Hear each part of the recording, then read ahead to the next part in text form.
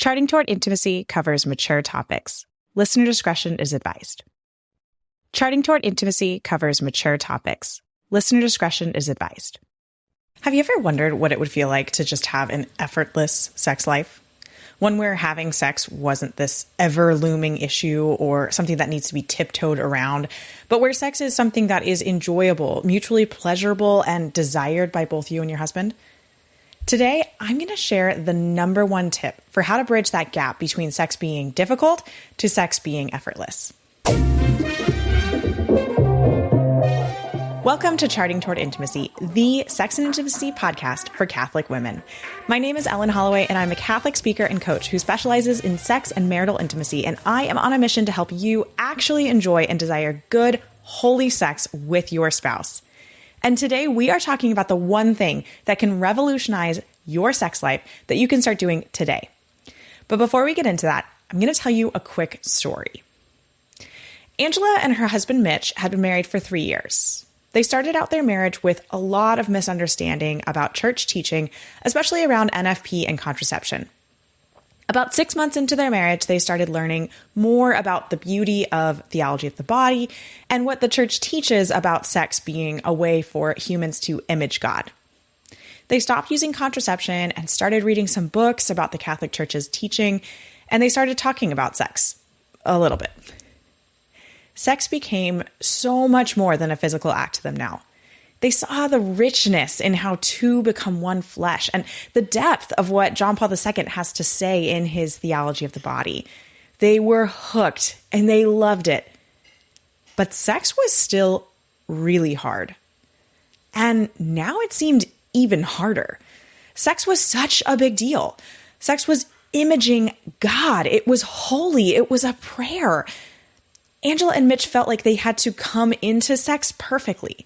They both started holding each other to unreasonable standards. Angela expected Mitch to be so careful about ever objectifying her.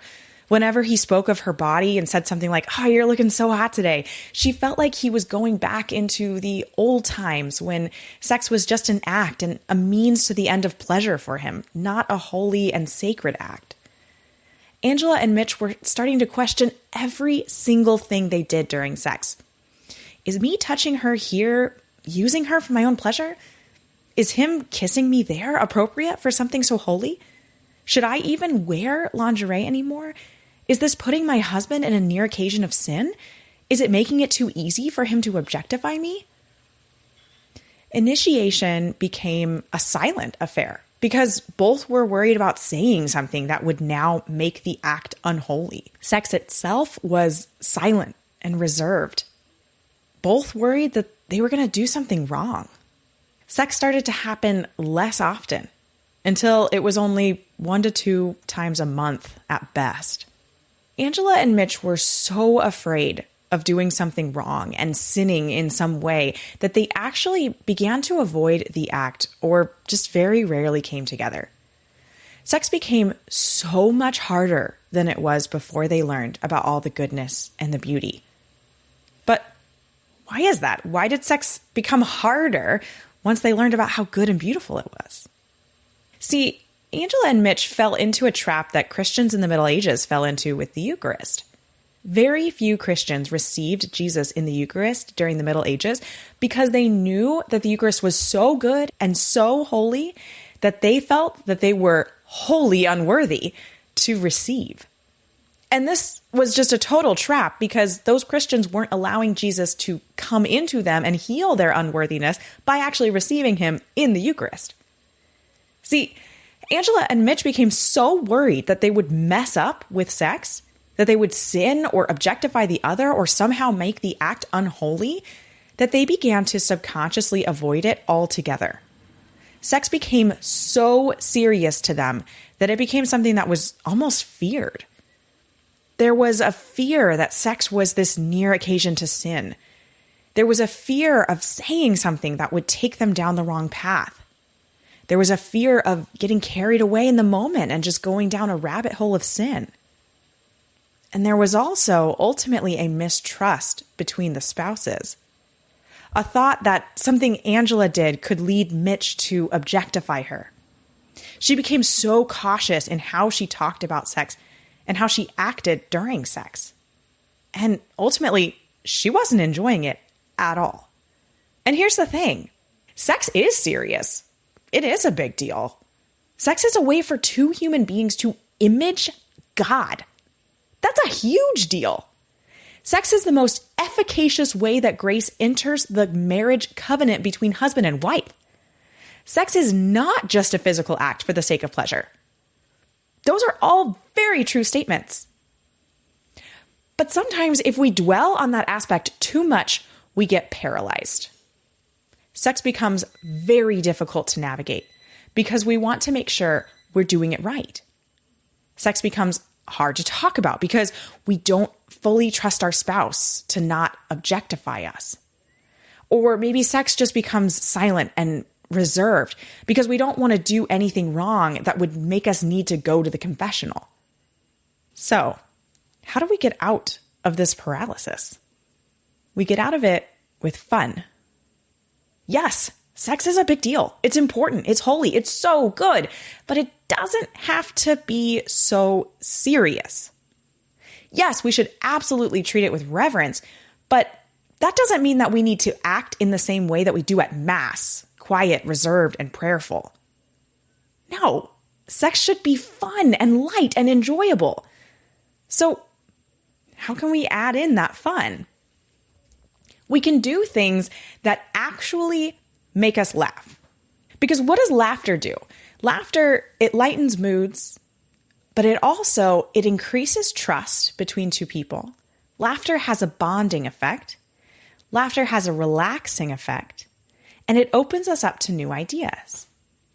So yeah, go get the whipped cream and lay a bunch of towels down. Play strip poker or strip Monopoly or whatever board game you like.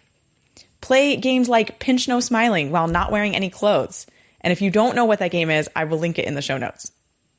Grab a list of ridiculous pickup lines and start using them on your husband every day.